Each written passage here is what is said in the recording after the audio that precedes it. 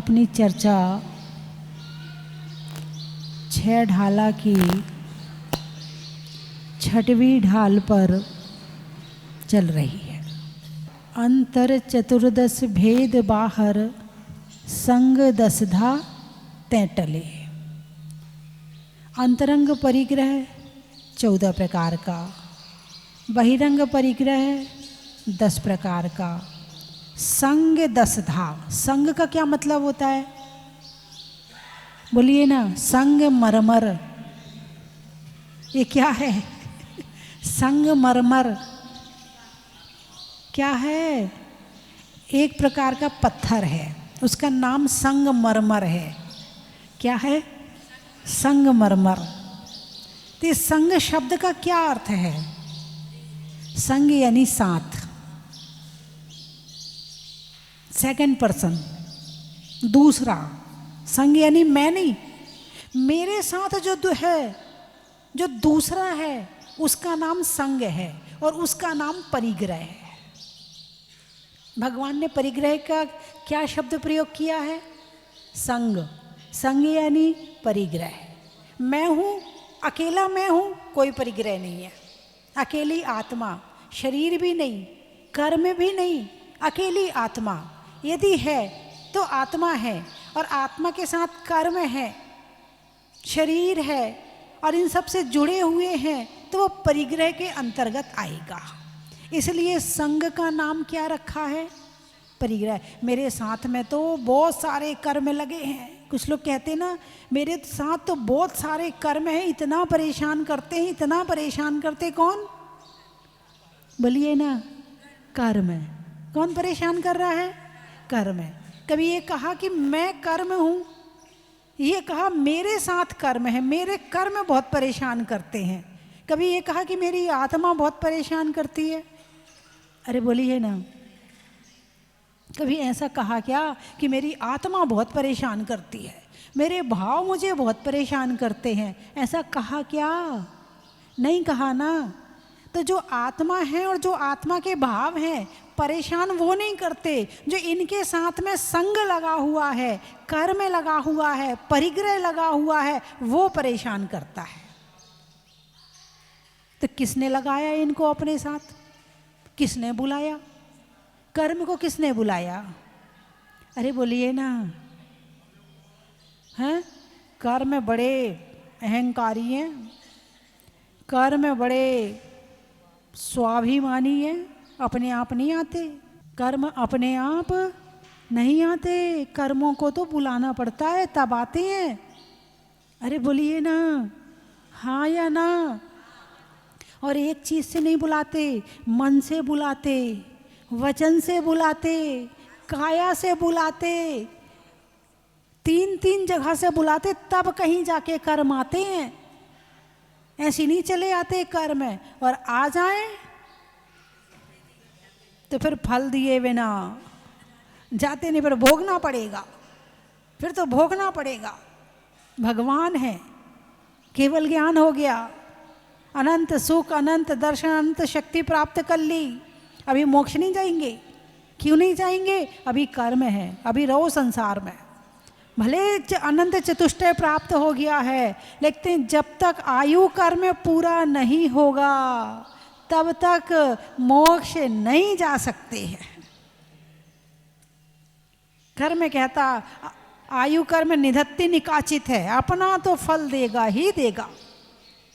यानी केवली भगवान। कौन? अनंत शक्ति प्राप्त करने वाले जो भगवान हैं, वो अपने हाथ से अपने आयु कर्म का नाश नहीं कर सकते। किसकी बात कर रही हूं? अरिहंत भगवान की। आयु कर्म जब पूरा होगा, तब जाकर मोक्ष होगा। वैसे आते नहीं है, और बुला लिया तो फल दिए बिना जाते नहीं है ना। तुम लोग मंदिर आते हो, किस लिए आते हो? कर्मों से मुक्ति पाने के लिए या कर्म बंधन के लिए? अरे बोलिए ना। कर्मों से मुक्ति पाने के लिए। अच्छा, अच्छा, अच्छे कर्म आए और बुरे कर्म जाएं, कर्म तो चाहिए, बिना कर्म के नहीं रह सकते। ऐसे ही है ना। संग, कर्म क्या है? संग है, परिग्रह है। तो अच्छा परिग्रह चाहिए, बुरा नहीं चाहिए, परिग्रह तो चाहिए। क्या भाई साहब ने जो कहा उसकी बात का जवाब दे रही हूँ। कर्म तो चाहिए, अच्छा वाला चाहिए, जिससे धन आए, जिससे गाड़ी आए, है, जिससे तबीयत अच्छी हो जाए, जिससे घर में बच्चे अच्छे से रहें, जिससे ऐसा वाला कर्म चाहिए। हाँ, थोड़ा बहुत साधु वाधु की सेवा भी कर लें, वैसे वो बाद में है। जब तक इंसान का मकान छोटा होता है तब तक घर में चौका लगता है, और जैसे ही मकान बड़ा हो जाता है चौका बंद हो जाता है। ऐसा कितने घरों में हुआ है। कोई 1 किलोमीटर दूर रह रहा है, कोई 2 किलोमीटर। अब क्या करें, हम ना लगा ही नहीं पाते, हमारा घर बहुत दूर है। यदि धन आ जाए तो सेवा और भक्ति सबसे पहले बंद होती है। जब तक धन नहीं होता है तो भक्ति भी अच्छे से होती है, पूजा भी होती है, सब होता है। और जैसे पर्याप्त मात्रा में आपके पास में आया, अब क्या करना? पूजा का जिसके लिए करना थे वो आ गया, अब पूजा किस लिए करना? नहीं नहीं, आपकी बात नहीं करी, आप तो बहुत धर्मात्मा है। तो कर्म चाहिए, और धर्म कर्म को दूर करता है या कर्म का नाश करता? अब निर्णय हमें करना है कि धर्म कर्म को दूर करता है या कर्म का नाश करता है। बोलिए, धर्म का क्या काम है? अरे बोलिए ना, धर्म का क्या काम है?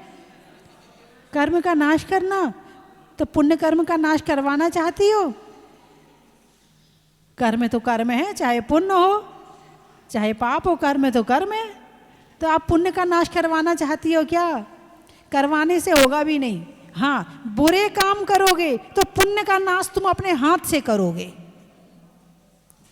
और अच्छे काम करोगे तो जो पुण्य है उस पर और पुण्य आ जाएगा, जो सुख देता है, शांति देता है और जीवन को अच्छा बनाता है। ठीक है, बात चल रही है कर्म की। संग यानी परिग्रह, संग यानी बोलिए ना परिग्रह। पुण्य और पाप, धर्म करने से क्या आता है? पुण्य आता है। कौन सा धर्म करने से? व्यवहार धर्म करने से। व्यवहार धर्म करने से पुण्य आता है, और निश्चय धर्म से कर्मों का आना भी रुकता है, और जो कर्म पुराने पड़े हैं वो झड़ते भी हैं, और कर्मों का नाश भी होता है। किससे? निश्चय धर्म। अब 2 तरह का धर्म हो गया। तो व्यवहार धर्म क्या है? पूजा करना, भक्ति करना, आहार देना, स्वाध्याय करना, वैयावृत्ति करना, सहायता करना, दान देना, ये व्यवहार धर्म है।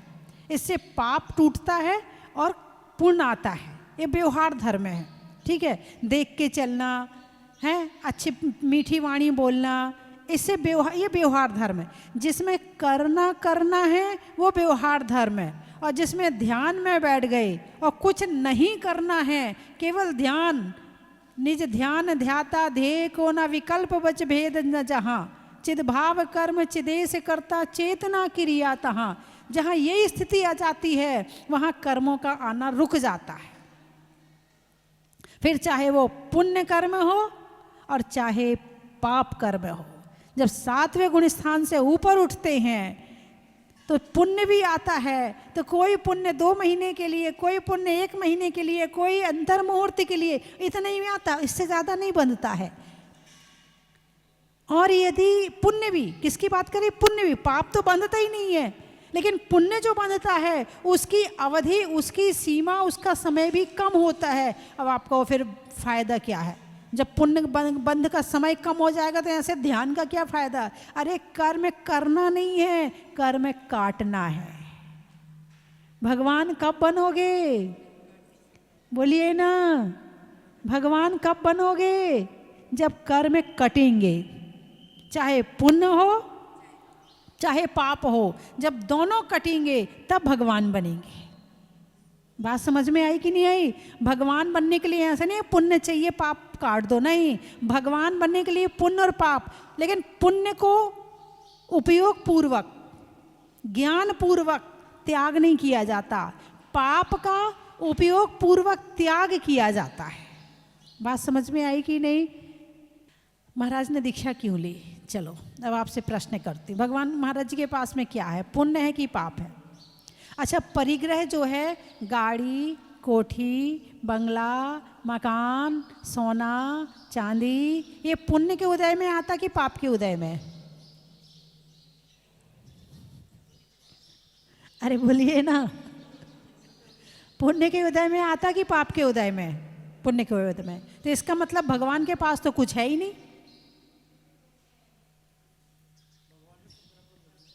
है। और उनके भक्त जो जो जिनके भक्त होते वो वैसा बनने का प्रयास करते, और मुनिराज के पास भी कुछ नहीं है पिछी कमंडल के अलावा, तो इनका पुण्य का उदय चल रहा कि पाप का उदय चल रहा? अरे बोलिए ना, है? अभी तो कह रहे जो परिग्रह आता है वो पुण्य के उदय में आता है। अब महाराज जी के पास कुछ है ही नहीं है तो कह रहे उनका पुण्य का उदय चल रहा है। तो ये कैसा पुण्य है? परिग्रह यानी इष्ट वस्तु की प्राप्ति। क्या कहा? इष्ट वस्तु की प्राप्ति पुण्य के उदय में होती है। अब इसमें नाम अभी किसी का नहीं लिया, ना परिग्रह का ना त्याग का, केवल तुम्हें जो अच्छा लग रहा है उसकी प्राप्ति किसके उदय में होती है? पुण्य के उदय में। तो तुम्हें इष्ट क्या लग रहा है, तुम्हें अच्छा क्या लग रहा है? परिग्रह। तुम्हें क्या अच्छा लग रहा है? नोट, पैसा, सोना, चांदी अच्छा लगता है, तुम्हें अच्छा लगता है, इसीलिए वो पुण्य है। और जिस दिन त्याग की भावना आएगी उस दिन महापुण्य है।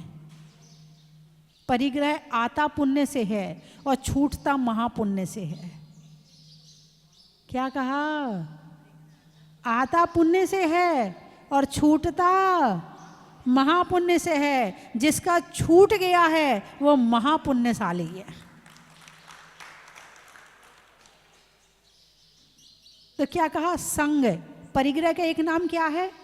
संग। संग का मतलब परिग्रह, संग का मतलब परिग्रह।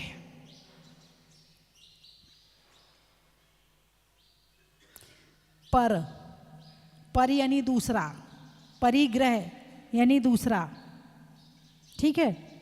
मैं अलग और परिग्रह अलग। स्व और पर। स्व यानी आत्मा, और आत्मा के अलावा जो कुछ है सब पर है, यानी दूसरा है। क्या है? दूसरा है, ठीक है? तो क्या मैं परिग्रह से मुक्त हो सकता हूं?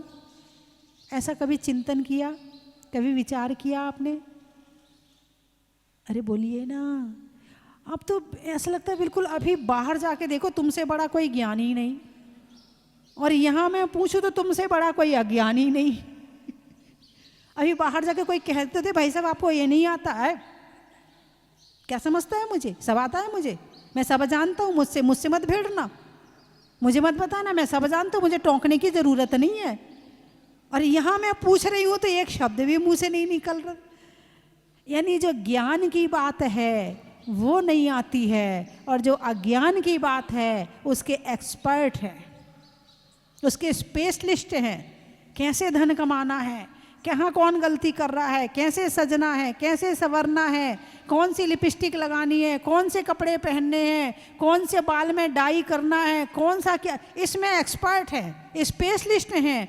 और जहाँ परिग्रह को अपनी आत्मा की बात आती है वहाँ सब जीरो हैं, डब्बा है।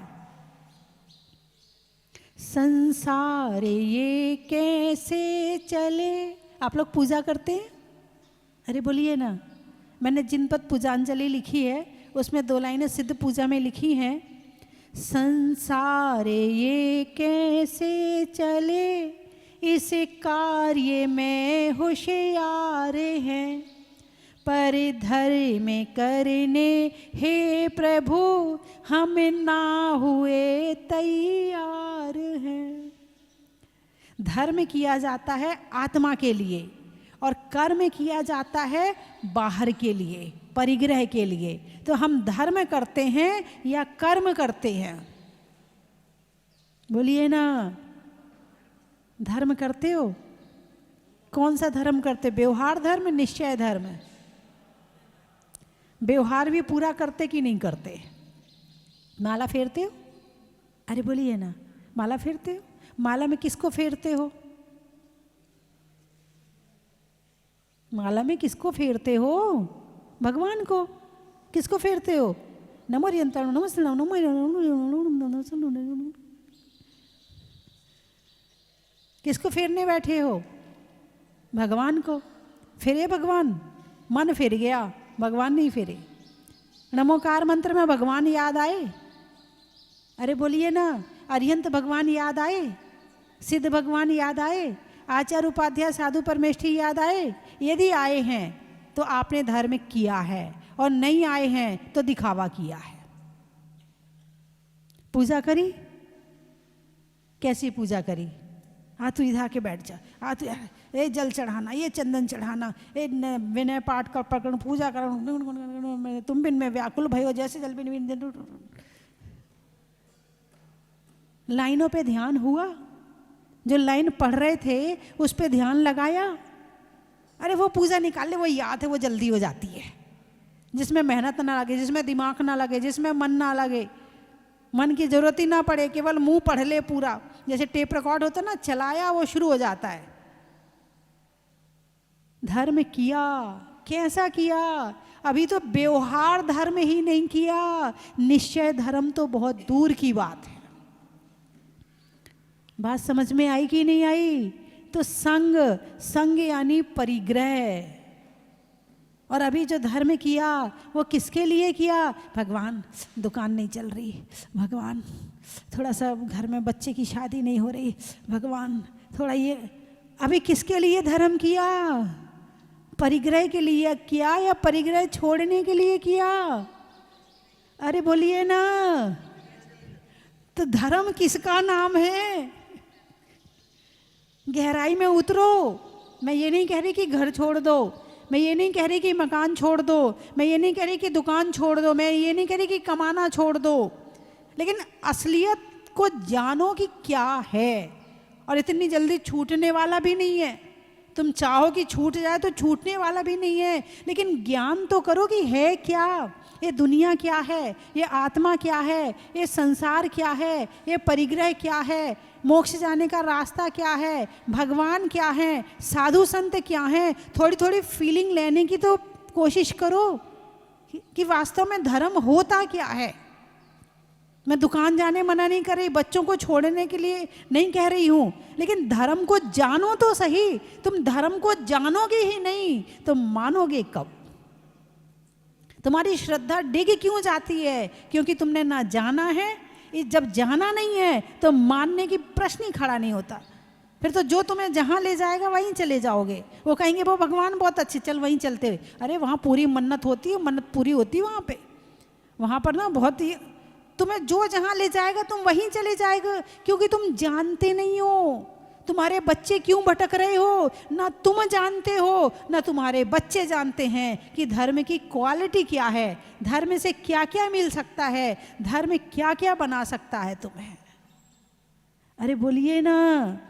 उन्होंने कहा चलो गंगा में नहाने से पुण्य मिलता, जी चलो। उन्होंने कहा चलो वहाँ प्रसाद चढ़ाने से वैसा होता, जी चलो। आत्म धर्म को तो पहचाना ही नहीं है कि धर्म होता क्या है। अभी तो परिभाषा में नहीं पहुंचे हो, जानने की बात तो बहुत दूर की है। तो संग यानी परिग्रह, संग यानी अरे बोलिए ना परिग्रह। कर्म कर्म हिताबंधी, जीवो जीव हितस्पृहा। कर्म कर्मों का हित चाहते हैं और जीव जीव का हित चाहते हैं। कर्म ज़्यादा होगा तो जीव की नहीं चलेगी, और जीव की जब चलेगी तो कर्म अपने आप ठंडा हो जाएगा। अभी आत्मा सो रही है, कर्म कहता बैठ जा तो बैठ गए, उठ जा तो उठ गए। कर्म जो कहता है हम वो करते हैं। औदैहिक भाव में जी रहे, क्षोभक्षम भाव पैदा करो। तो मुनिराज क्या कर रहे हैं? अंतर चतुर्दश भेद बाहर संग दस धाटे टले। मुनिराज ने 14 प्रकार के परिग्रह का त्याग किया है। किसका त्याग किया है? 14 प्रकार के परिग्रह का त्याग किया है। यानी 4 कषाय, 9 कषाय और बाहर के 10 प्रकार के परिग्रह का त्याग किया है। और जब ये परिग्रह छूट गया तो जो बचा वो मेरी आत्मा है। जो बचा अब लीन हो जाओ उसमें, अब उसके सुख का, उसके आनंद का स्वाद लो। अब बैठो अपनी आत्मा जो अनंत सुख है उसको भोगो। अभी तक तो बाहर की वस्तुओं का सुख भोग रहे थे तो लग रहा था कि उसमें सुख है, बाद में पता चला आत्मा में सुख है। घड़ी में सुख है क्या? बोलिए ना, नहीं है। तुम्हें घड़ी से सुख मिलता कि नहीं? कोई 1 करोड़ रुपए की घड़ी पहने तो सुख मिलेगा कि नहीं मिलेगा? अरे बोलिए ना, मिलेगा कि नहीं? 1 करोड़ की घड़ी है। अब घड़ी में सुख है क्या? माना है नहीं। सोने में सुख है क्या? माना है नहीं। सुख कहाँ है? आत्मा में। तो फिर उसमें सुख क्यों महसूस होता है? मान कषाय के कारण। किस कारण? मान कषाय के कारण। तो परिग्रह का सुख माना हुआ है, आज है और कल नहीं है। घड़ी है तो सुख है और बिगड़ गई तो सुख खत्म। हार है सोने का तो सुख है और चोरी चला गया तो सुख खत्म। लेकिन आत्मा का सुख जो ध्यान में बैठ गया वो कल भी था, आज भी है और हमेशा रहेगा। ये है धर्म। बात समझ में आई कि नहीं? धर्म स्थायी सुख में पहुंचाता है। किस में पहुंचाता है? स्थायी सुख में। अभी कौन सा सुख भोग रहे हो? अस्थायी। और ये अस्थायी सुख बढ़ता नहीं है, घटता जाता। जवानी में जितने सुंदर थे तो आईना देखने में आनंद आता था, और बुढ़ापे में यही शक्ल तो यही रहेगी, फिर शीशा देखने में आनंद आएगा? आज है और कल नहीं है। लेकिन ध्यान में, जवानी में ध्यान करते थे तो वही आनंद था, और बुढ़ापे में करोगे तो ही वही आनंद रहेगा। बढ़ सकता है, घट नहीं सकता है। इसलिए धर्म को जानो, पहचानो, स्वाध्याय करो, प्रवचन सुनो, मुनिराजों की सेवा करो, आहार दो, संगति करो। ऐसी संगति करो कि जो तुम्हें आगे बढ़ाए इस तरफ। ऐसी संगति ना करो जो तुम्हें मोह में और छलावे में और भुलावे में ले जाकर और दुर्गति करा दे। ठीक है? देखो मैं तो वैसे ही बोल रही हूँ। अभी असली प्रवचन तो हमारे मुनिराज सुनाएंगे, जो उनके प्रैक्टिकल रूप में है, जो उनके अनुभव रूप में है, हैं? वो जो सुनाएंगे और अच्छी बात बताएंगे, है ना? चलिए मैं 3 चीज़ें बोलूँगी, आपको कहना बड़ा ही। अरे बोलिए ना। आप तो बिल्कुल सो गए या खो गए। क्या हुआ? असली धर्म में पहुंच गए। कहाँ पहुंच गए? जो वास्तविक है वहाँ पहुंच गए कि कहाँ भटक रहे संसार में, कब तक भागेंगे इन सब के पीछे। इसका कोई दी एंड तो है ही नहीं है। इसको तो दी एंड करके अपने आप में आ जाओगे तो सुख मिल जाएगा। हिंदी में मात्रा का, स्कूल में छात्रा का, आज आपकी जहाजपुर की यात्रा का। स्वभाव में नर्म का, भोजन में गर्म का, जीवन में धर्म का, बिजली में तार का, शास्त्रों में समय सार का, और संतों के द्वारा होने वाले बिहार का, अनाज में दाने का, इनाम में पाने का। और आज यतीन्द्र सागर जी, अनुपम सागर जी मुनिराज के जहाजपुर स्वस्ति धाम में आने का। चलिए कहाँ कहाँ से आए हो? गुवाहाटी। भोजन में रोटी का, नल में टोटी का, और आने वालों में गुवाहाटी का। बड़ा ही महत्व। सिलीगुड़ी। भोजन में पूड़ी का, महिलाओं में चूड़ी का, और आने वालों में सिलीगुड़ी का। बड़ा ही महत्व है। पानी में मगर का, चलने में डगर का, आने वालों में विजयनगर का। बड़ा ही महत्व है। आम की बौर का, नेता में दौर का, आने वालों में इंदौर का। बड़ा ही महत्व है। बारसोई है, बैठने में चटाई का, फसल की कटाई का और आने वालों में बार सोई का। बड़ा ही महत्व है। नीमच, नहीं होने में किच किच का, पापों से बच बच का और आने वालों में नीमच का। बड़ा ही महत्व है। अमेरिका, अमेरिका से आए हो? अच्छा। गाड़ी में चक्का का, अनाज में मक्का का और आने वालों में अमेरिका का। बड़ा ही महत्व है। कान की, राम की राम की श्रीमती जानकी का, राम की श्रीमती जानकी का, और चावल की कनकी का और आने वालों में कानकी का। बड़ा ही महत्व है। सरधना, रसोई में धना का, गर्मी में पना का और आने वालों में सरधना का। बड़ा ही महत्व है। नलखेड़ा, गर्मी में घड़ा का, भोजन में बड़ा का, आने वालों में नलखेड़ा का। बड़ा ही महत्व है।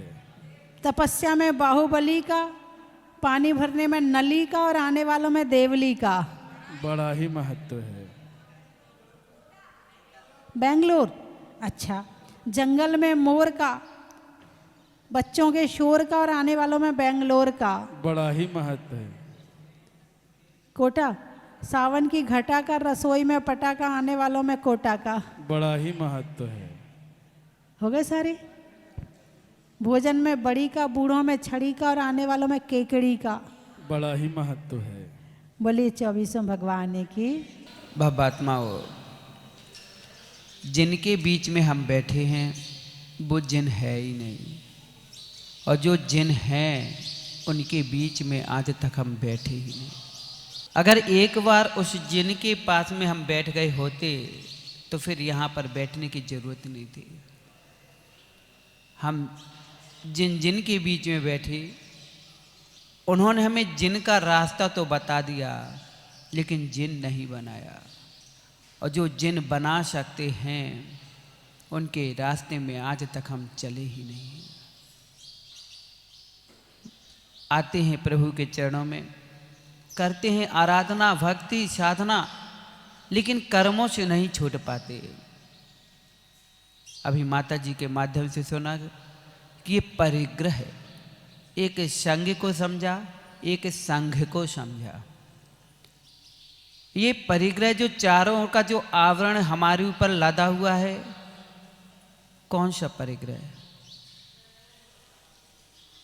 एक जो भी हमें दृष्टि गोचर हो रही हैं सभी परिग्रह हैं, लेकिन हमारी दृष्टि गोचर हो रहे हैं कि हमारे मन में या हमारी मूर्छा में वो वस्तु दृष्टि गोचर हो रही है। प्रभु के चरणों में आकर के आराधना साधना कर करके हमने परिग्रह ही मांगा।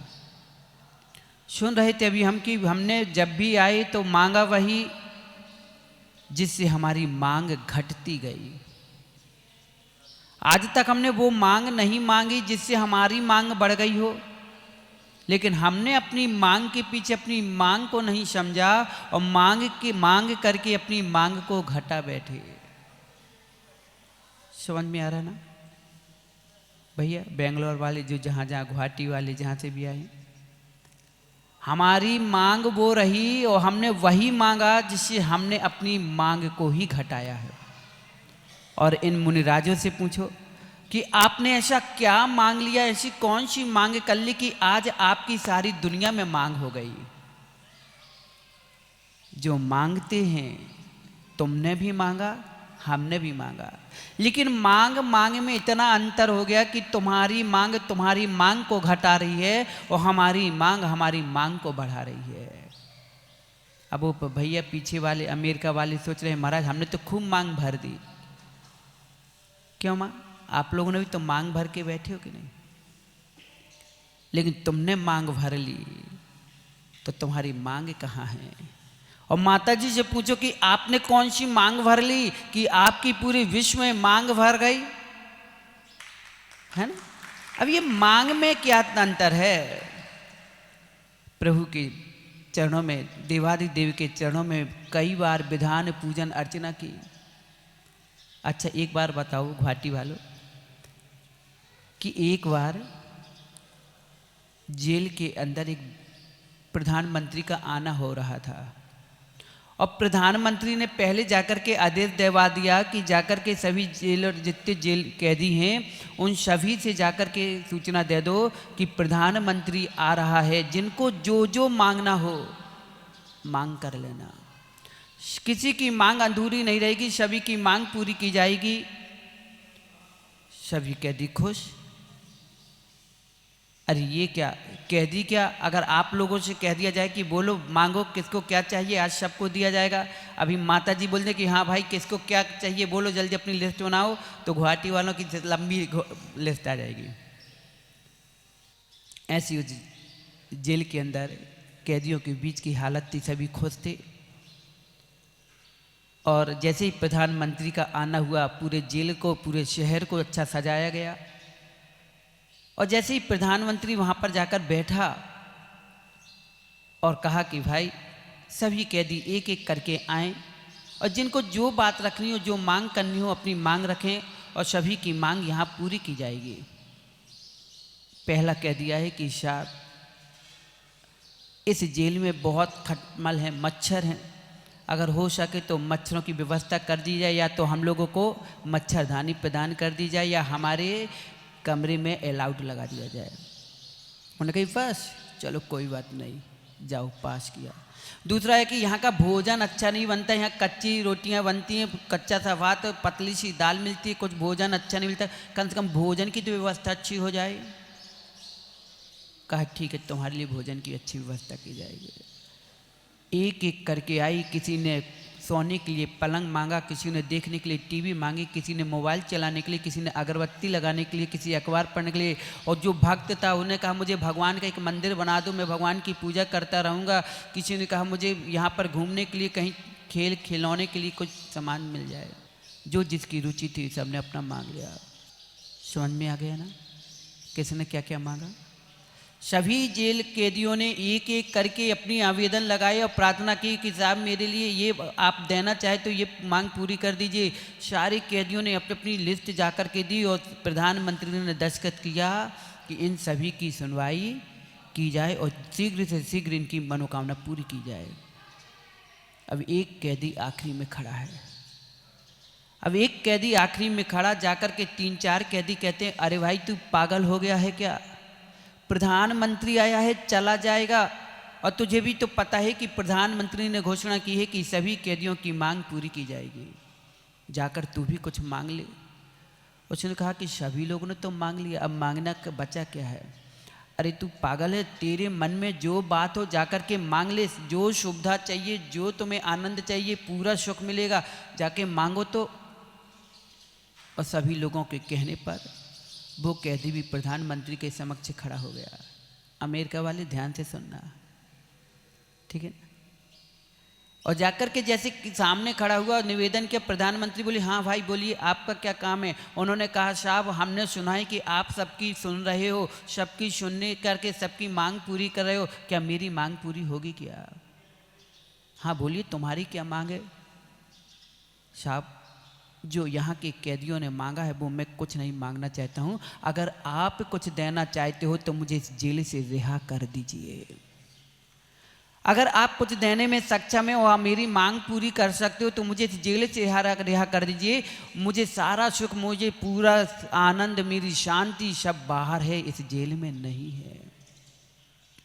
प्रधानमंत्री सोच के पड़ गया कि सभी कैदियों ने आकर के क्या मांगा और ये कैदी मुझसे क्या मांग रहा है। चलो कोई बात नहीं, इसने मुझसे मांगा है, अब मेरी जवान है, मैं तो लिख के देता हूँ और इस कैदी को जेल से रिहा कर दिया जाए, जिसने रिहा मांगी। आप लोग क्या बोलते हो? देवगढ़ जी, अभिषेक पूजा पाठ देवतागढ़।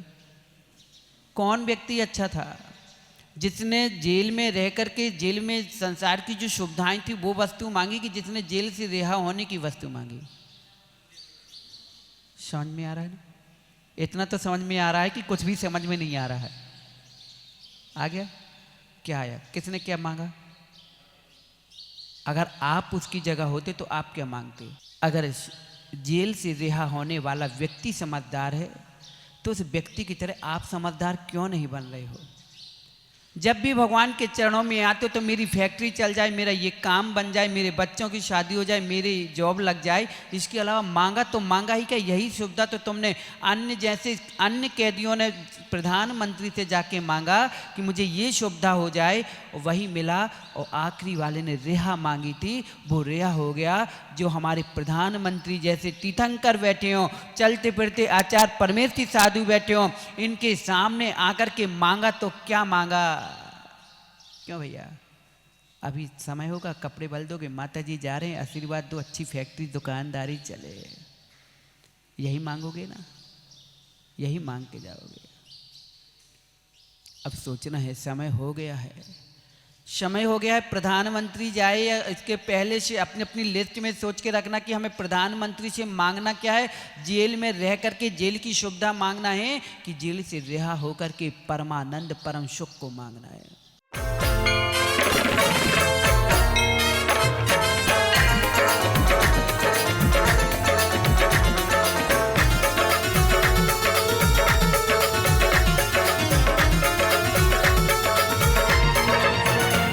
चन की थाल को सजाओ रे आज, रत्नों की थाल को भर लाओ रे आज। आओ आओ करे रे गुणगान आरती भगवन की, आओ आओ करे गुणगान आरती भगवन की। आओ आओ करे रे गुणगान आरती भगवन की।